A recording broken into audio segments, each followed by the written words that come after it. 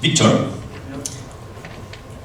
really glad to have you on stage. We have an important task right before the final panel to rock the stage one more time. Now is again the time of the day where everybody needs a coffee, so you have to be the coffee for everyone. I'll try my best. I have the mic. Let's give him one welcome.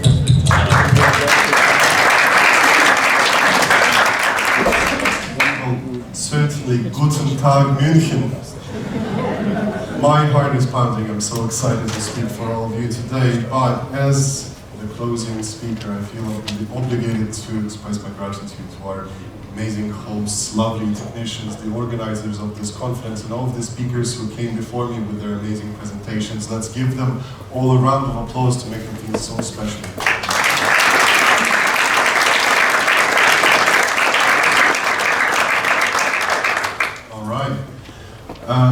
My presentation today is simple. It was not meant to be, but I think it's going to be a great overview.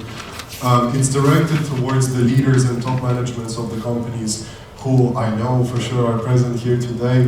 What I'm hoping to do with my presentation is, instead of just simply promoting my own product from my own company, to help you navigate the landscape of conversational AI integrations and consider the pros, the cons, the drawbacks, and complexity levels that you might come about if you decide to go along this journey. So yeah, it's called Conversational AI Integration Pathways for Business. Where is this? Oh yeah, there's the clicker. So the overview. First thing we're going to do is we're going to look at the differences between human-provided customer support and how it compares to the machine-aided customer support. We're going to look at the pros and cons of both, although that was already said multiple times here today, so I'm going to just briefly glance over that part. Then I'm going to tell you about the different complexity levels that you might encounter in the customer support journey and their topology, their pros and cons, as I said, and therefore maybe prompt you to consider a bit more your journey in that direction and maybe give you some guidance. A step aside from my credentials, my name is Victor Zenko.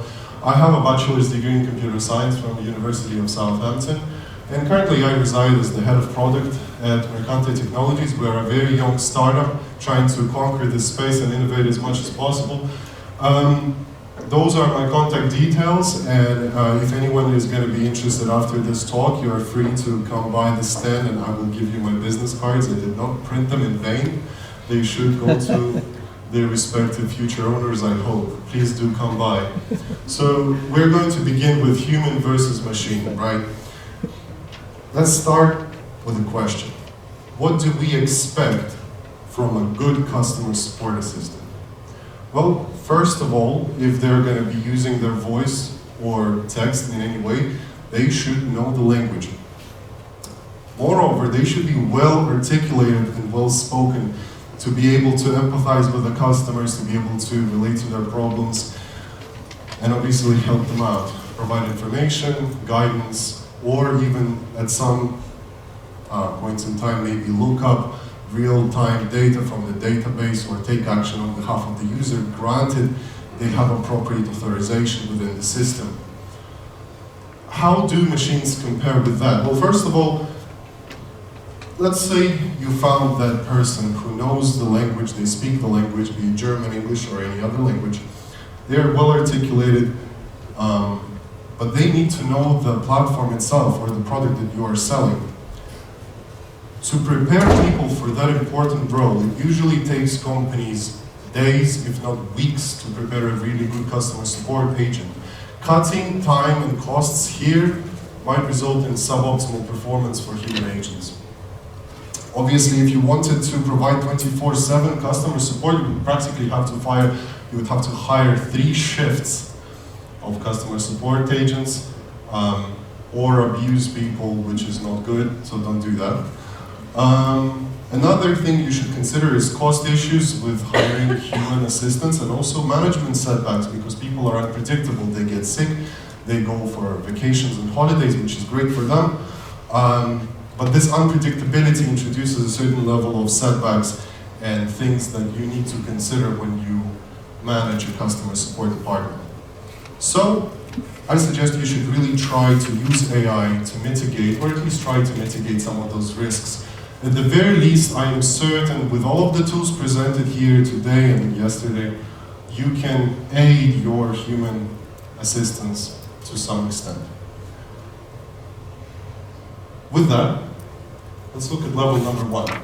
So these are all, like, this is not formal vocabulary, this is my personal convention that I came up with myself, but I think it makes a lot of sense. First level of customer support integration is called Inform. At this level, you're pretty much trying to create a clever search engine for the products and services that your company provides. It's quite easy to do, in a way.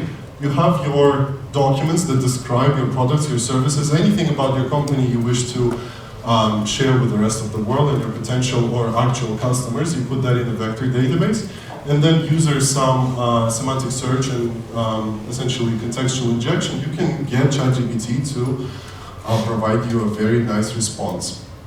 Do not use simplified tuning for that, it doesn't work. Tried and tested, failed. Things to consider here. Integrations of this level are easy to get at this point in time, as ChatGPT, I mean, however young, it already had its time on the market. Other conversational AI tools and APIs are available, so there are SaaS, software as a service platforms, that provide easy, cheap, convenient setup for all of this glorious beauty, although it's just chatbots, but it's still beautiful. So it really should take practically no initial investment for a company to enter this level of integration, first and simplest, right? And this is what we love. However, we need to remember the cons of it.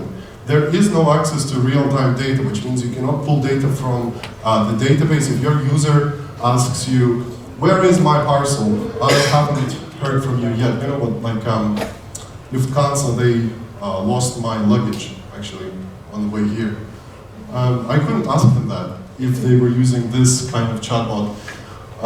Another thing is, you are potentially limited to the integrations provided by the chosen platform. So if your platform does not provide an integration for Instagram, WhatsApp, Discord, wherever it is you name it, you are limited to those specific integrations.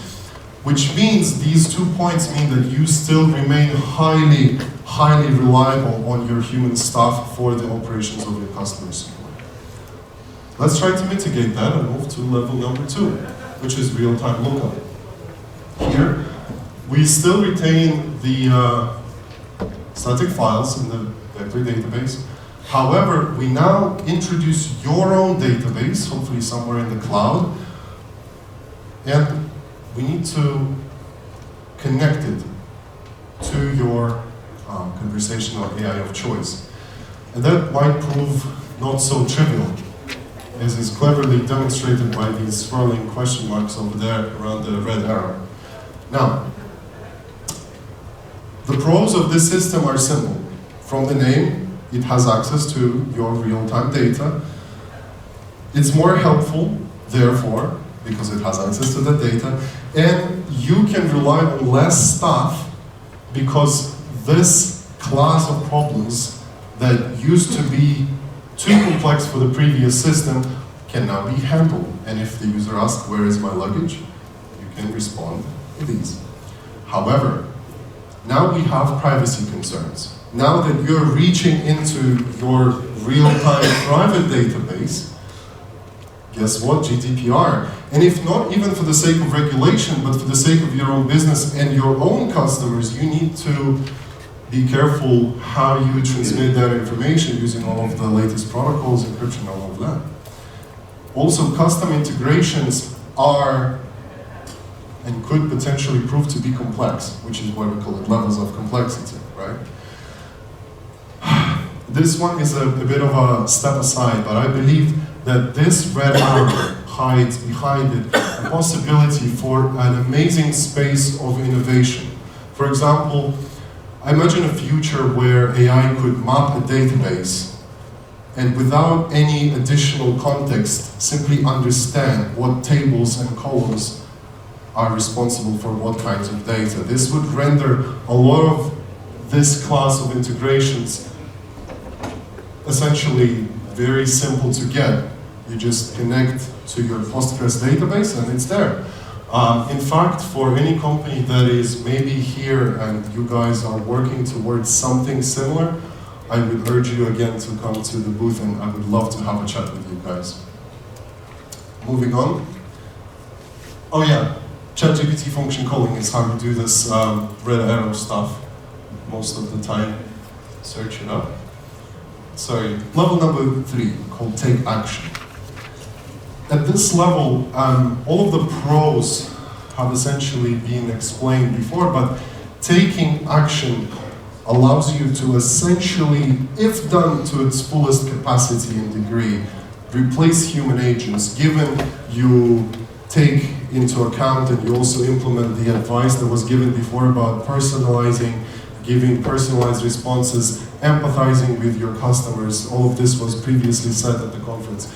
You use that, this is what you do. You have all of the previous segments there, you have your database, your files, your message responses, but also you need the ability to alter the database.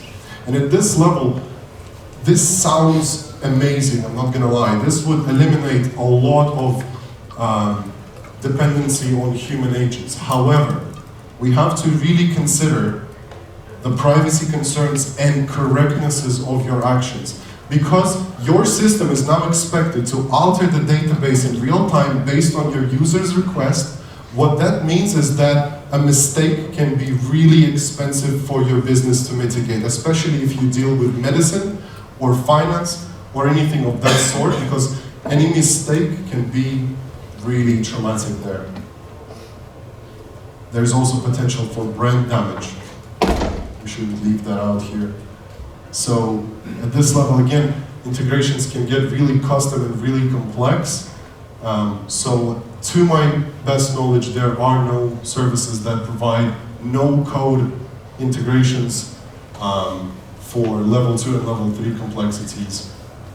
At least some code is required, it doesn't matter who writes it, whether it's you or a company that you subcontract, they still have to be there in place. And I think this is where a lot of potential for innovation lies. Asset Mercante, one of the ways we consider of moving and evolving with the market is essentially doing these 3 steps from the simple chatbot, from the level 1 informing customer support agent towards the fully fledged, almost a human, I would say level 3. And if you want to learn more, just go to our website where this QR code will lead you straight to it.